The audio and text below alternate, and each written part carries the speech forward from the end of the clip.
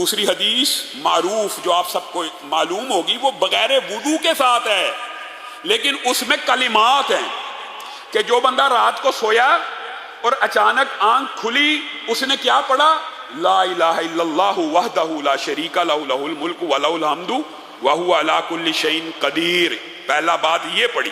پھر دوسرا کیا پڑھا؟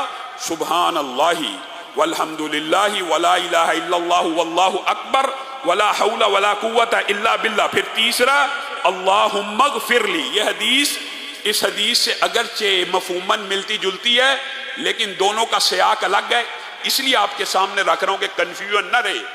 یہ حدیث خالی وضو کی ہے کہ وضو کر کے سویا، اٹھا، آنکھ کھلی، دعا کی تو قبول ہو گئی. وہ حدیث خالی کلمات کی ہے، وہاں پہ وضو کا لفظ موجود نہیں ہے. تو انسان کو کیا کرنا چاہیے کہ وضو کر کے سوئے اور بالفرض آنکھ کھل جائے تو وہ کلمات والی حدیث کے اوپر بھی عمل ہو جائے گا. اور اگر وضو کر کے نہیں بھی سویا تو اپنی زندگی کے اندر اس ٹریننگ کو حصہ بنا لیجیے اپنی لائف کا، کہ جب بھی آنکھ کھلے. اور قسم کھانا صرف بات میں تاکید پیدا کرنے کے لیے ہوتا ہے. یہ صرف آپ 5 یا 6 دن، صرف 5 یا 6 دن کہہ رہا ہوں. میری بہنیں بیٹیاں جو سن رہی ہیں، وہ بھی جو سامعین ناظرین سن رہے ہیں، وہ بھی جو آپ لوگ، صرف 5 یا 6 دن آپ ہر روز رات کو نیت کر کے سوئیں کہ اگر میری آنکھ کھلے گی تو میں لا الہ الا اللہ وحدہ لا شریک لہ لہ الملک ولہ الحمد وہو علی کل شیء قدیر پڑھوں گا پہلے. پھر سبحان اللہ والحمد للہ ولا الہ الا اللہ واللہ اکبر ولا حول ولا قوت الا باللہ پڑھوں گا. اور پھر اللہم اغفر لی پڑھوں گا. یہ 3 چیزیں پڑھنی ہیں، اس حدیث کے اندر موجود ہیں. رسول اللہ صلی اللہ علیہ وسلم نے فرمایا یہ 3 چیزیں پڑھنے کے بعد بندہ اپنے رب کے سامنے ہاتھوں کو پھیلا لے اور جو جی چاہے مانگتا رہے، اللہ اس کو عطا کرتا چلا جائے گا. بتائیے کس وظیفے کی آپ کو ضرورت ہے؟ کیوں لوگوں کے در در کی ٹھوکریں کھاتے ہو؟ کیوں مخلوق کے پیچھے بھاگتے ہو؟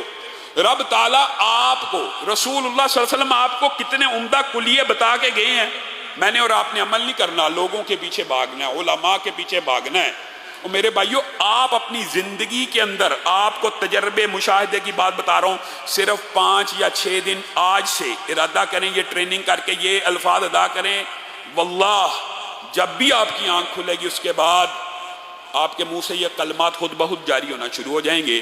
اور آپ اسی وقت جو آپ کے دل کی خواہش ہوگی آپ وہ رب کے سامنے دعا رکھ دیں گے. ہوتا کیا ہے؟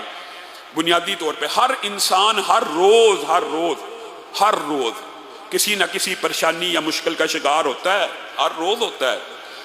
اگرچہ وہ مشکلات ایک جیسی بڑی نہیں ہوتی، چھوٹی ہوتی ہیں. پیمنٹ نہیں آئی، پیسے نہیں آئے، فلاں نے یہ کر دیا، بیٹی کی کوئی خبر آ گئی، بہن کی کوئی خبر آ گئی، رشتہ داروں کی کوئی اطلاع آ گئی، فلاں بیمار ہے. ہر روز رات کو آپ کے پاس آپشن موجود ہے. ایک تو وضو کر کے سو جائیں، کلمات ادا نہ بھی کریں، دعا کریں، قبول ہے. اور ان کلمات کی اگر عادت ڈال لیں گے تو کسی دن وضو کیے بغیر بھی سو جائیں گے، تب بھی اللہ رب العزت دعا کو قبول کر لے.